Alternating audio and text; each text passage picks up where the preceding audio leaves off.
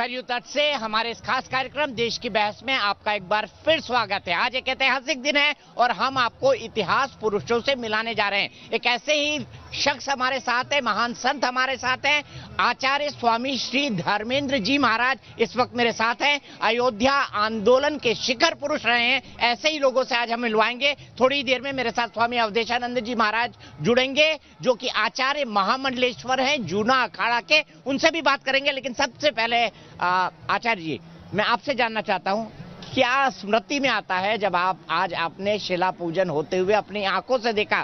क्या पुराने दिन याद आते हैं अयोध्या के, जब आप बिल्कुल फायर ब्रांड स्पीचेस दिया करते थे? अब वो फायर ब्रांड है या वाटर ब्रांड है, ये तो मेरे नजर में तो फायर ब्रांड है। बोलने दीजिए ना। सॉरी।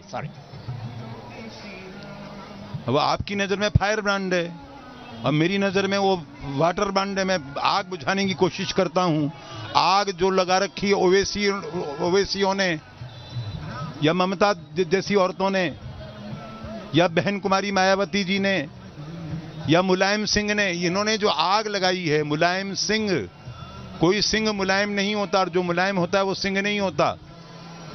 और जलियांवाला बाग को दोहराने वाला व्यक्ति, जिसने निहत्थे निरपराध कार सेवकों के खून से होली खेली, वो आज भी खुलेआम घूम रहा है। उसका कहना यह है बलात्कारियों के लिए कि बच्चों से गलती हो जाती है।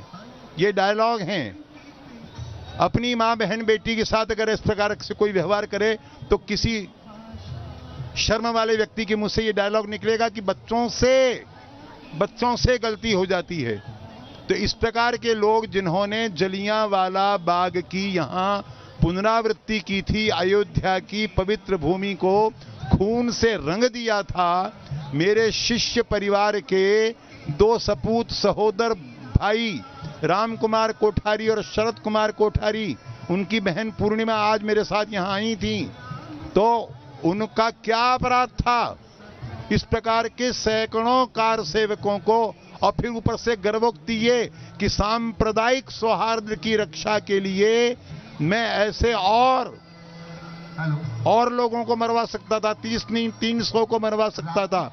ऐसा व्यक्ति खुलेआम घूम रहा है।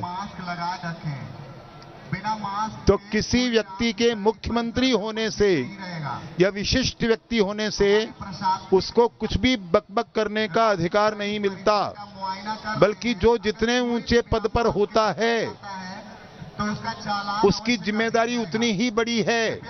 और वो यदि अपराध करता है तो सामान्य व्यक्ति के अपराध से उसके अपराध का मूल्यांकन 10 गुना नहीं 100 गुना होना चाहिए। आज सर्वत्र मजहबी उन्माद की आग भड़क रही है। कहां शांति है? कहीं नहीं। पश्चिम बंगाल में हिंदुओं की बस्तियां जलाई जा रही हैं, तो कहीं कुछ नहीं है। किसी ने कोई इतिहास से शिक्षा नहीं ली है। भगवान श्री राम, ये केवल मंदिर निर्माण से काम पूरा नहीं होगा। भगवान ने लंका में खड़े होकर ये बात कही थी, अपि स्वर्णमयी लंका नमे लक्ष्मण रोचते, जननी जन्म भूमिश्च स्वर्गात अपि गरीयसी। जननी जन्म भूमिश्च, भगवान की जननी जन्मभूमि यानी कौन? भारत माता।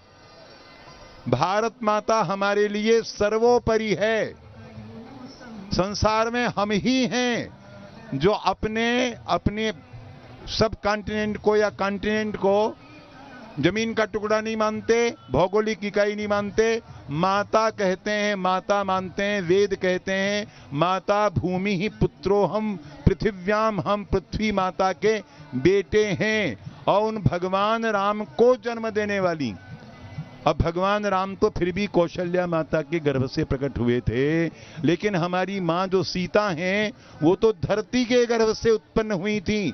तो ऐसी परम पवित्र हमारी जो भारत माता है वो अखंडिता है क्या? उसके 3 टुकड़े हो रहे हैं। स्वतंत्रता जिसको हम कहते हैं, उस स्वतंत्रता के प्रभात में गांधी जी की कृपा से, नेहरू महाराज की कृपा से भारत माता 3 टुकड़ों में विभाजित हो गई। और जिन्होंने टुकड़े करवाए उन्होंने अपने हिस्से का नाम रखा पाकिस्तान। इसका मतलब ये कि बाकी बचा हुआ जो हिंदुस्तान है वो ना पाकिस्तान है। मतलब सारी पाकीज़गी का ठेका तुमने ले रखा है, अब बाकी सारी दुनिया नापाक है। तो ये जो मेंटलिटी है, ये जो सोच है, यही सोच सारी की सारी अशांति की जड़ है। तो अंतिम लक्ष्य है भारत माता को फिर से अखंडिता बनाना, भगवती भारत माता की प्रतिमा को फिर से अखंडिता बनाना और उसके प्राचीन गौरव वापस उसको महिमा मंडित करना, ये हमारा अंतिम लक्ष्य है। और जब तक ये पूरा नहीं होता तब तक हमें चैन से बैठने का कोई अधिकार नहीं है। एक दूसरी हमारे ऊपर जो लानत लदी हुई है वो है India. India India India Amul दूध पीता है इंडिया। क्यों भाई, इंडिया क्यों पीता है? अमूल दूध भारत क्यों नहीं पीता? तो ये इंडिया शब्द जो है वो किसने दिया था हमको? ईस्ट इंडिया कंपनी वालों ने, जिन्होंने ढाका की मलमल बनाने वाले कारीगरों के हाथ कटवा दिए थे। उन पापियों के द्वारा दिया हुआ नाम इंडिया हम अभी तक लादे फिर रहे हैं। हमारे प्रधानमंत्री महोदय भी brighten India, shining India, make in India. तो ये इंडिया इंडिया इंडिया की रट जो है वो बंद की जानी चाहिए। हमारे देश का नाम भारतवर्ष है, आर्यावर्त है, हिंदुस्तान है। इसके अतिरिक्त और कोई नाम और अधिक मुझसे पूछा जाए तो इसका नाम भारत माता रखना चाहिए। ठीक है, बहुत उत्तम विचार है आचार्य जी आपके। एक चीज मैं और जानना चाहता हूँ, भगवान राम के संदेश की अगर हम बात करें, लोग कहते हैं कि भगवान राम सेक्युलर नहीं है। क्या भगवान राम सामाजिक समरसता की सबसे बड़े उदाहरण नहीं है इस सृष्टि के? ये सेक्युलर शब्द जो है ये अनेक भ्रांतियों को पैदा करने वाला है, पथभ्रष्ट करने वाला। सेक्युलर क्या होता है? धर्मनिरपेक्षता क्या होती है?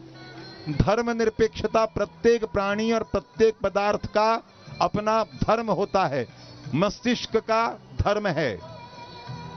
अगर वो धर्मनिरपेक्ष हो जाएगा तो दीपक चौरसिया जी इंटरव्यू लेने के काबिल नहीं रहेंगे और मैं इंटरव्यू देने के काबिल नहीं रहूंगा।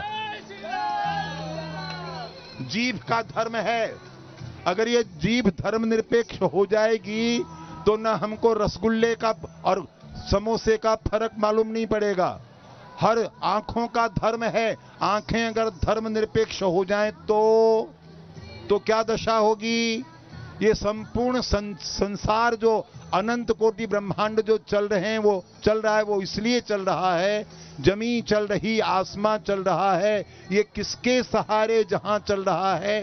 तो धर्म के सहारे जहां चल रहा है। और जितने एक्सीडेंट होते हैं वो धर्मनिरपेक्षता के कारण होते हैं। सड़क पर चलने के धर्म का जब हम पालन नहीं करते तो एक्सीडेंट होता है।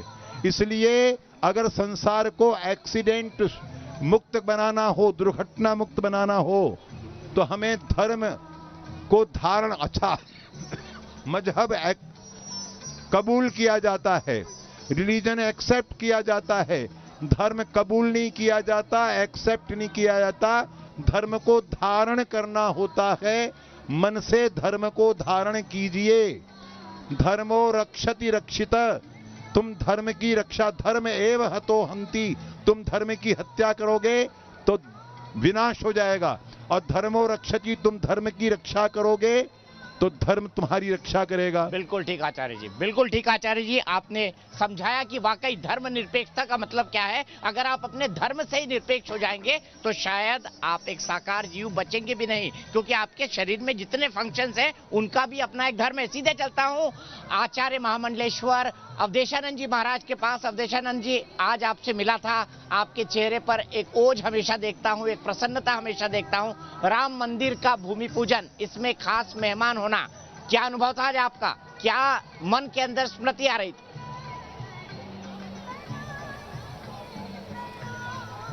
जैसे ही अयोध्या हम पहुंचे तो मेरे अंतःकरण के कोने कोने में आह्लाद, आनंद और किंचित आर्द्रता भी, एक गीलापन, इसलिए कि वर्षों की प्रतीक्षा आज सिद्ध हुई। आज वे सारे स्वप्न साकार हुए जो वर्षों पूर्व हमने देखे थे।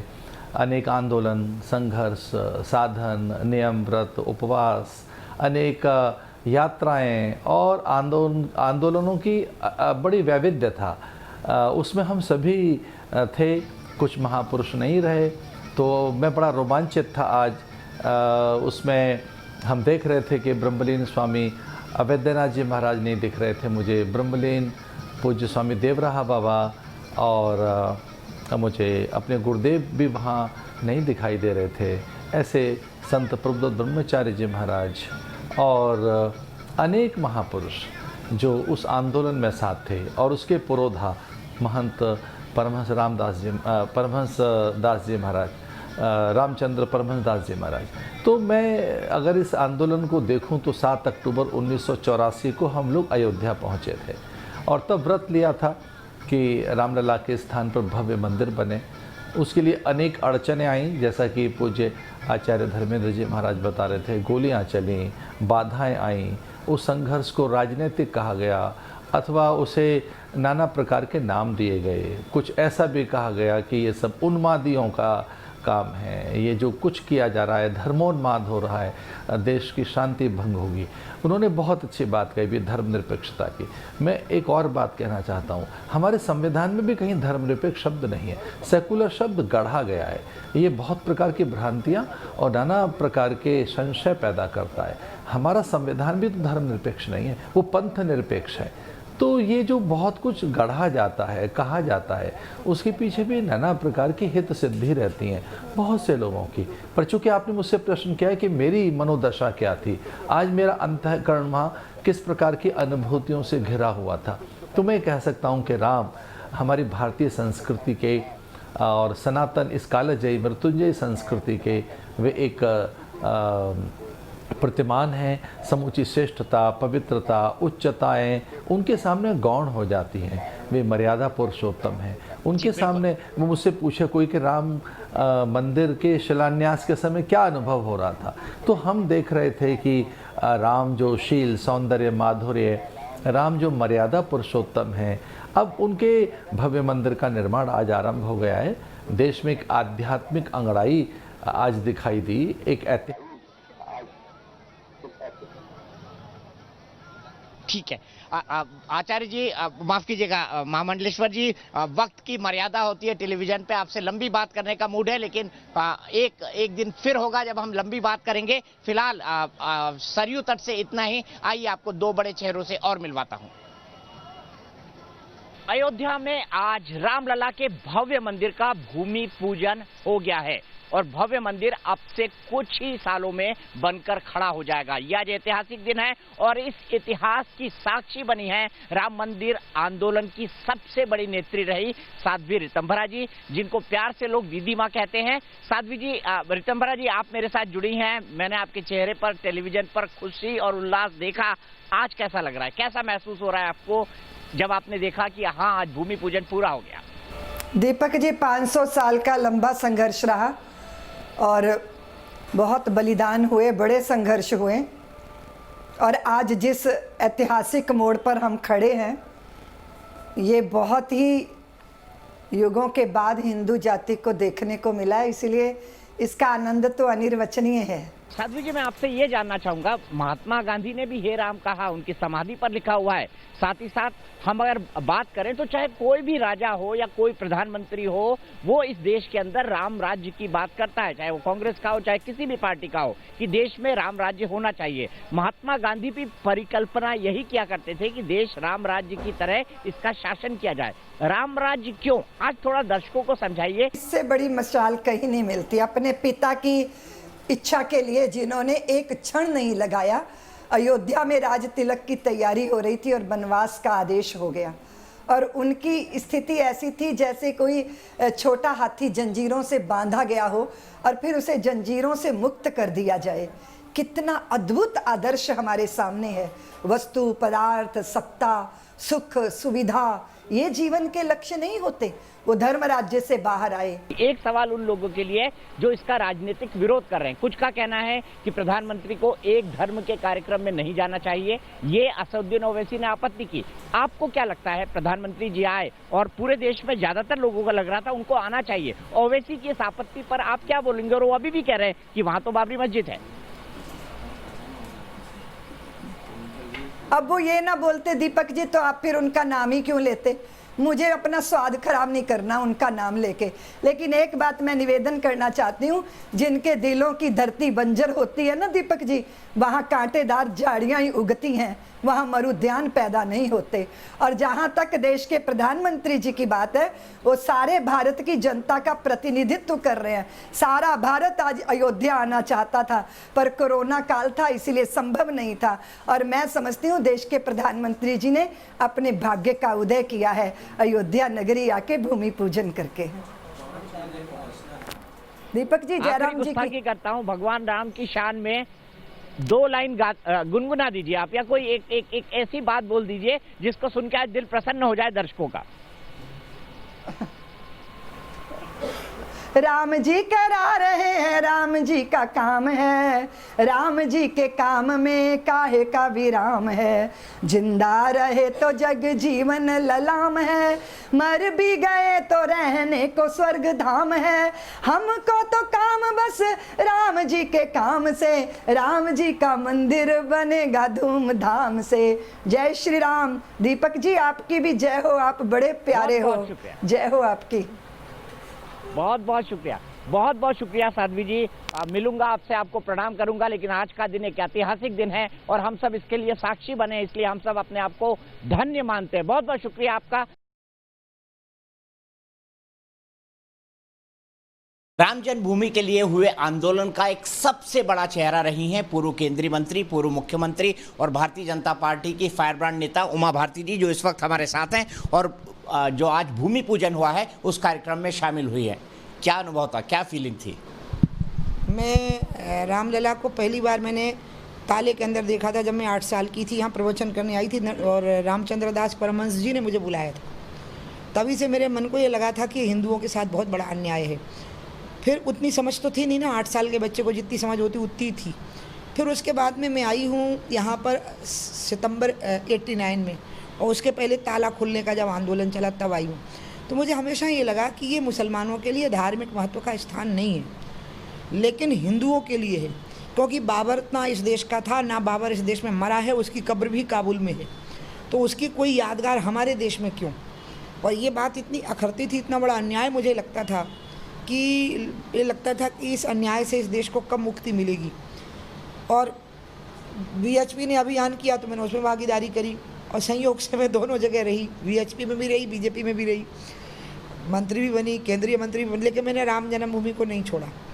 असदुद्दीन ओवैसी ने पहले ये कहा कि सेक्युलर देश के प्रधानमंत्री को किसी धार्मिक कार्यक्रम में नहीं जाना चाहिए, एक बात ये। आज उन्होंने कहा मैं भी भावुक हूँ क्योंकि 450 साल वहाँ पर एक मस्जिद रही थी। क्या टकराव की राजनीति देख रहे हैं कुछ लोग? मुस्लिम पर्सनल लॉ बोर्ड ने की भी तरफ से एक बड़ा ऑब्जेक्शनेबल ट्वीट आया जिसमें कहा गया कि ये परमानेंट स्थिति नहीं है, इस तरह के संकेत दिए। मुझे ओबीसी और मुस्लिम पर्सनल लॉज ने अगर उन्हें कहा है तो मुझे उनसे एक बात कहनी है कि बताओ बाबर कौन था?